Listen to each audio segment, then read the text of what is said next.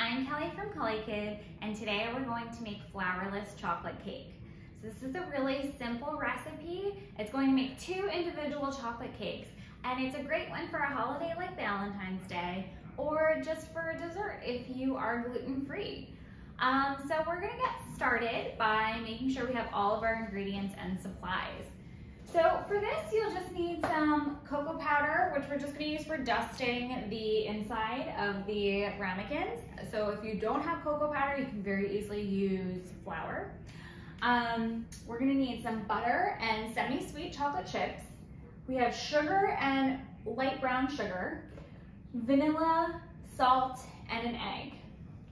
And for our supplies, we're going to need 2 ramekins that we're gonna cook our cakes in. We'll need a microwave-safe bowl. So I have this measuring cup. Anything that you can put in the microwave is fine. A small medium bowl for mixing all of our ingredients together. Some measuring spoons, measuring cups, a whisk, a spoon, and a sheet tray. So that's so that way our ramekins can go on here and we can easily put it into the oven. So since we'll be using our oven, you'll also need some oven mitts, which I have ready to go over there. So now we're ready to get started, which we always make sure we wash our hands first. So if you haven't done that yet, go ahead and do that now. I have already done it, so I'm going to move on to step 1. When we're baking, step 1 is preheat our ovens. So we are going to do that now. So we're doing 350 degrees. I'm pressing bake, getting to 350, and pressing bake or start. And now it is heating. It will beep when it gets to the right temperature. Your oven might have a light or another way to indicate that it's ready. But you always want to make sure that it's the right temperature before you put anything in. Next, we are going to butter and use the cocoa powder on our ramekin so we make sure our cake doesn't stick. So we're going to start with the butter. You could also use a non-stick cooking spray or a little bit of oil and keep it totally dairy-free. I'm using dairy-free chocolate chips, so mine is almost, and if you use dairy-free chocolate chips, then you can have a dairy-free cake as well. So we are going to take our knife and open this up a little bit. And just slice off just a tiny amount. You don't need a lot. And we're just gonna use our fingers for this. So we're just going to take it and rub it on the inside, on the edges, and along the bottom. You wanna get every little crevice. Okay, so your hands are gonna get a little dirty, but that's okay. Or a little messy, I should say. So we'll just wash them after.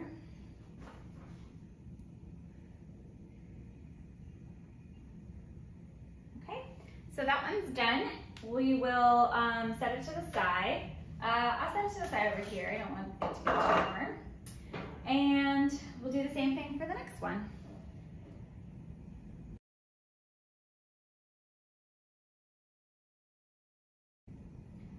Okay, and that one's all done. You see I have a little bit of butter left, so I'm just gonna throw this out. And I'm gonna wash my hands really good so they are no longer greasy, and then we'll come back and do the cocoa powder. Okay, so now we're ready to add our cocoa powder to the edges of the ramekin. And if you've ever floured a cake pan or something similar, it's the same process. We're just using cocoa powder because it's going to be dark like the chocolate cake. So that way, if you did take it out of the mold, you wouldn't see the white flour on the outside. It would look like this beautiful chocolate cake. So we are going to use our cocoa powder. Like I said, if you want, you can use flour. If you take it out, it will look a little bit white, but I think these are likely to actually be eaten in the ramekins. So whatever you have is fine. So we are taking just a little scoop of cocoa powder, and you can do this over the sink or a trash can. I'm just gonna do this over this bowl and then I'll rinse it out later. So I'm gonna just sprinkle it in.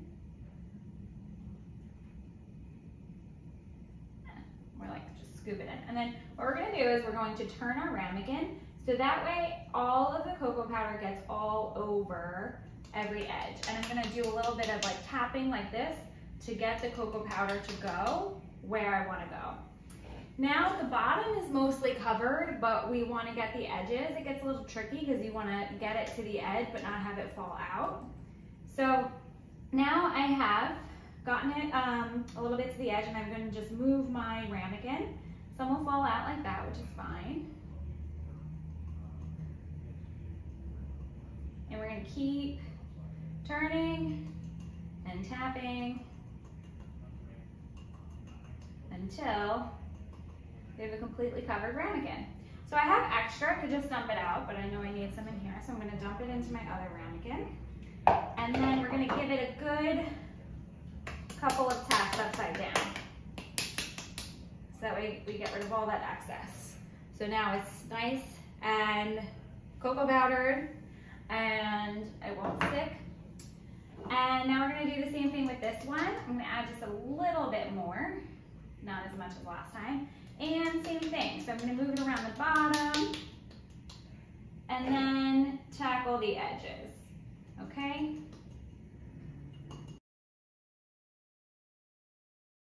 Okay, so it's done. I've got my extra cocoa powder, flip it upside down and give it some taps. And we're all set. So we'll tidy up, get rid of your cocoa powder, clean out your bowl if you have to, and come back for the next step. Okay, so next for our cake, we are going to melt our chocolate. So we're gonna do this in the microwave, which is why we have our microwave safe bowl. I'm using this measuring cup because it's glass, it's microwave safe. So something like that is a good choice for this. So we are gonna do it in the microwave, but you can do it on your stovetop as well if you don't have a microwave. So you just want to be careful and use really gentle heat. You can use something called a double boiler or a double boiler method if you don't have that actual tool, where you're just setting the pot with the chocolate in it over boiling water, so that way it's not actually directly touching the heat. And that means our oven is preheated, so we will continue making our cake and know that our oven is good when we're ready. So we're going to use 1/3 of a cup of chocolate chips.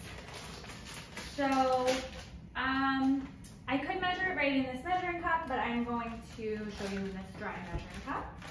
You could scoop it or pour it. So we have 1/3 of a cup, that's 1/3. And we filled it up and we put it in. We also are going to add 2 tablespoons of butter to this. So we're looking on the side of our butter. This has the lines on here to show you where a tablespoon is. So we're counting 1 line, 2 line. That's right where we're going to cut for our 2 tablespoons.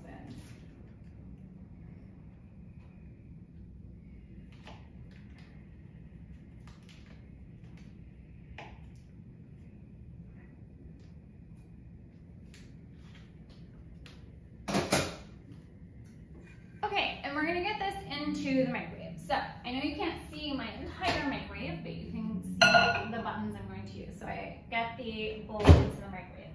I am pressing 30 seconds and I'm pressing start. Again, so just like stoves, everyone's microwave is gonna be different too. So you might have to press time cook first before you enter 30 seconds. You might have a 30-second button on your microwave.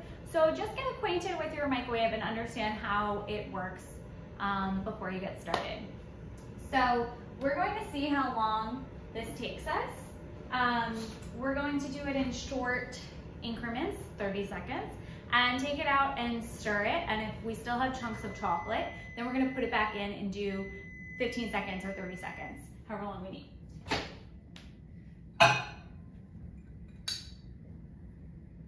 Okay, and the other thing is, you want to be careful when you take something out of the microwave because the container itself might be hot. So feel it first and make sure that it's not too hot to the touch. If it is, you can use an oven mitt, a pot holder, a towel, something like that. So you can see we still have some chocolate chips not melted in here. So we're gonna give it a mix first.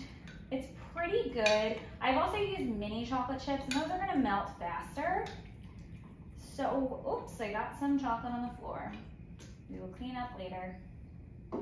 So we have mixed it. I'm gonna get this chocolate off my spoon and back in here.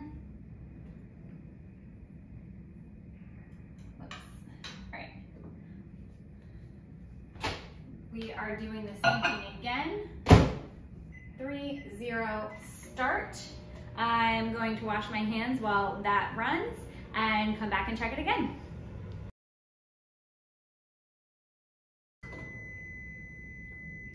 Great, so our second 30 seconds is done. We're going to take it out and check it. Okay, I think this should be good. So,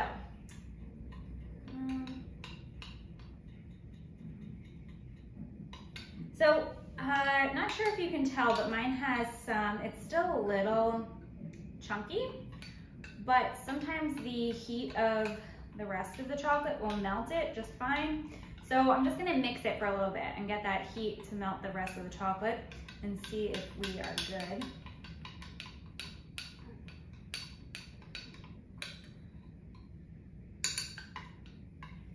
There's just a little bit left that needs to be melted. So I'm gonna just put it in for 5 seconds. That is all. And then mine will be good.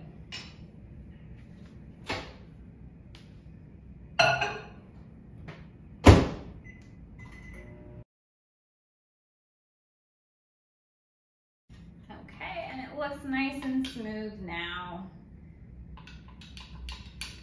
Okay, this looks so yummy. Okay, so set that to the side. It's always best if we can get that to cool down a little bit because our mixture is going to have an egg in it. So we don't want to ever put something really hot with a raw egg because it will cook it. So we want that to cool down. So we set that aside. We're going to do the rest of our mixture and then add it later. So now is the time to grab your bowl that you're mixing everything together in. So we are going to add the rest of our ingredients all into this bowl and give it a mix. So we're going to start with our sugar. Okay, so for our sugar, we are doing 1.5 tablespoons. Okay, so remember, this is a small recipe. We're just making 2 individualized cakes, so we're just using a small amount of the rest of the ingredients. So I'm just scooping 1 tablespoon in. It's nice and level, and it's going into the bowl. I have a 1/2 tablespoon measuring spoon. Not everybody has that, so if you don't have that, just estimate your tablespoon, what 1/2 looks like. It doesn't have to be exactly perfect, as long as it's close enough. You could also use teaspoons. So 1/2 tablespoon is equivalent to 1.5 teaspoons. So if you wanted to make sure you got it exactly right, you could use that as well.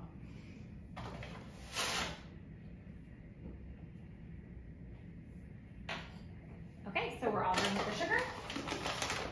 We'll move on to our brown sugar.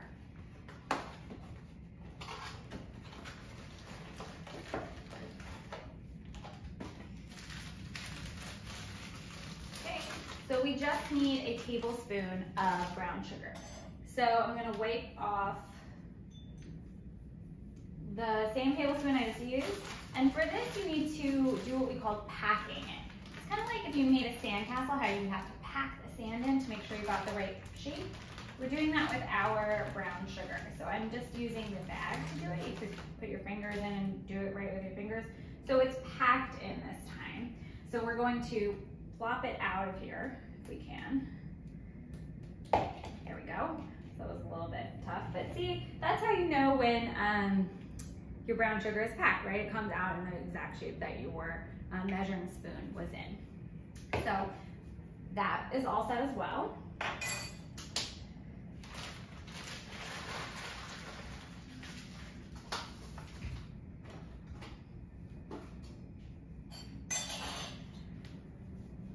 And now we will do our vanilla extract. So we are going to do a 1/2 teaspoon of that. So we grab our 1/2 teaspoon and just pour it nice and slow. And that goes into our sugar.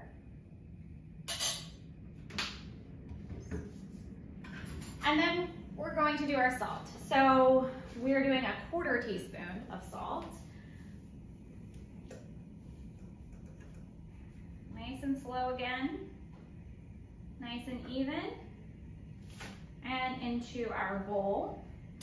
So yes, we use salt when we're baking something sweet as well. It helps balance out the sweetness a little bit, but it also, salt just brings out the natural flavor of things, so it just adds more flavor. And then last, we're gonna do our egg. When we crack eggs, we always crack them into a separate bowl first.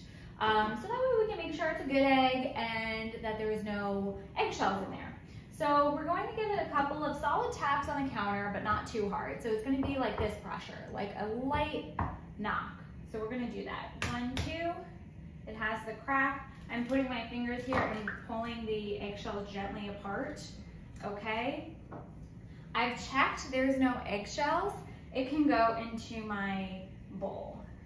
Now, you want to make sure that you wash your hands. If you've gotten any egg on you, which I have, you don't want to put your hands near your mouth or consume any raw eggs. So go ahead and wash your hands, and then we'll come back and mix. Okay, so now we're ready to mix.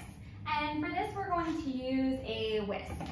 Okay, so we're going to anchor the bowl with our non-dominant hand, grip the whisk in our dominant hand, and slowly start mixing, and you can get a little bit faster as you get more comfortable.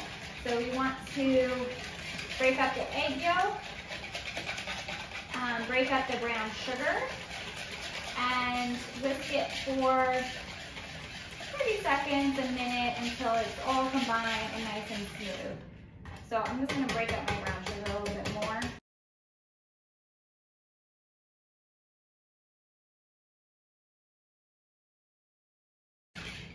Okay, so that's nice and mixed. That's the consistency we're looking for. Everything looks the same. And now we are going to add our chocolate. So let's grab our chocolate, give it another mix to kind of let the heat out. And we're just going to pour the whole thing in. Scrape the sides. This is all the good stuff, so make sure you don't leave too much behind. You can grab your rubber spatula if you need to.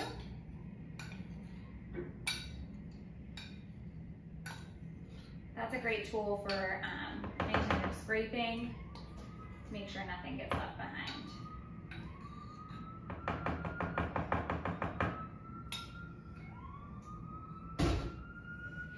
Okay, so now we need to whisk this to just incorporate so everything looks the same.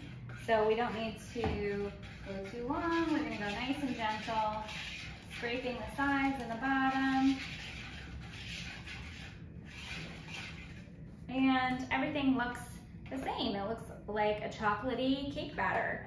So we are ready to pour it into our ramekins. So I'm going to tap off the extra on my whisk. We're not gonna use this anymore. Put that in the sink. And then I'm going to grab that rubber spatula I had talked about. It's going to be really great for pouring it into our ramekins. Okay, so we're setting up our ramekins here. We can, if you want, so you don't have to transfer them once they're full. You could do it right on your baking sheet, okay? And we're going to pour this in. So we want to split it evenly. So you want to make sure you're keeping an eye on how much is left in the bowl versus how much you're pouring into the ramekin. So it might take a little bit of back and forth too. So let's get started. We're gonna pour what we think is about half or a little bit less, because it's easy to add more. So I poured a little bit, and I'm gonna pour a little bit in here. Now I'm watching 3 places. I'm watching the bowl, this ramekin, and this ramekin, because I want them to be the same height. Okay, I think this one has a little more. So we're gonna put the extra in here.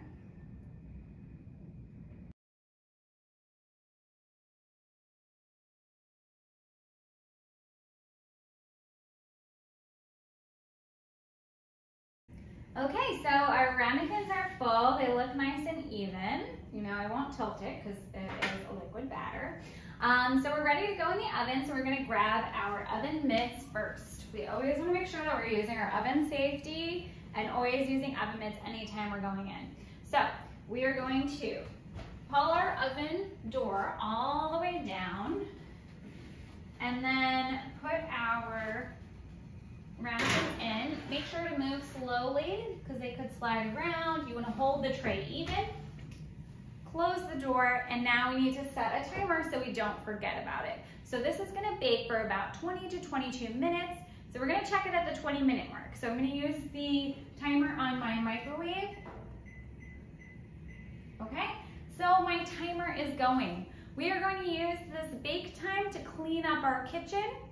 And then when this goes off, we're going to take them out and check them. So we will come back when our timer goes off. Okay, so our timer just went off. So we're gonna get our oven mitts back on and take it out of the oven to check it.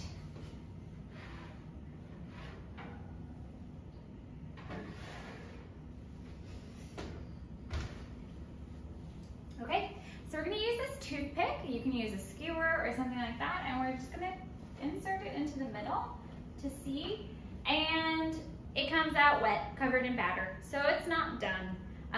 What you want to see is it comes out clean when it's done. So we'll set that to the side, and these are going to go back in. Since the batter was so wet, we are going to do another 5 minutes and then check it again. So we put it in nice and safe, close the oven, and set our timer. And we'll check it again together in 5 minutes. Okay, so our third timer just went off. I checked it at 5 minutes. It was still liquidy in the center. I did 5 minutes more. So now it's been cooking for a total of 30 minutes, and we are going to check it again. So, oven mitts on.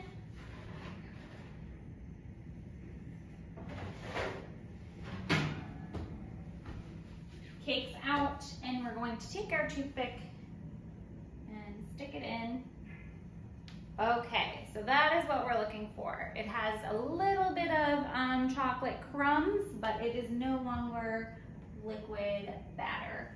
Okay, so we initially had said 20 minutes, but you'll probably want to bake it for closer to 30. It might have something to do with using different ovens. It might be a different ramekin, holding the heat differently, or you might have just ended up with like a little bit more batter or less batter. So things will bake at different times. That's why you always check it. So for us, 30 minutes. Now you want to let it cool before you enjoy this. We want to turn off our oven. So we're going to turn that off. And we're going to let these cool. So then when you're ready to serve them, you can top them with powdered sugar or some fruit like strawberries or raspberries. But either way, however you enjoy them, they're delicious. So I hope you make them yourselves and enjoy.